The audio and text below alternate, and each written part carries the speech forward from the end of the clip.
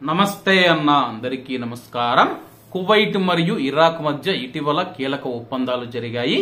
తమ దేశంలో ఉన్న ఎవరైనా సరే నేరస్తులను కానీ అలాగే ఎవరైనా సరే చట్ట విరుద్ధమైన కార్యకలాపాలకు పాల్పడుతూ ఉన్న వ్యక్తులను ఇచ్చిపుచ్చుకునేందుకు ఒక ఒప్పందం అయితే కుదిరింది.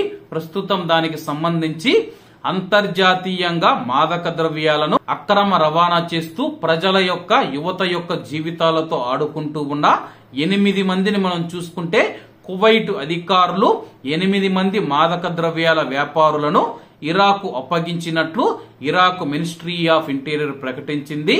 అరబ్ దేశాలలో తీవ్రమైన సమన్వయానికి నాయకత్వం వహించిన ప్రధానమంత్రి మరియు సాయుధ దళాల commander in chief Mohammed Shia al Sudani గారు మరియు మినిస్ట్రీ ఆఫ్ ఇంటీరియర్ మంత్రి అబ్దుల్ అమీర్ ఆల్ షమ్మరీ గారు ఈ యొక్క విషయాన్ని అయితే ప్రకటించడం జరిగింది.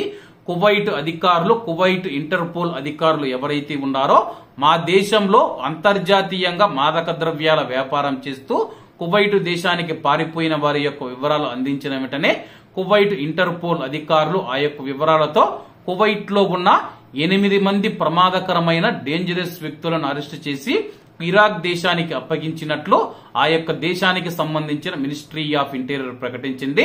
కాబట్టి అందరూ బాగుండాలి, అందులో మనం ఉండాలి. అందరికీ నమస్తే అన్న, జై హింద్.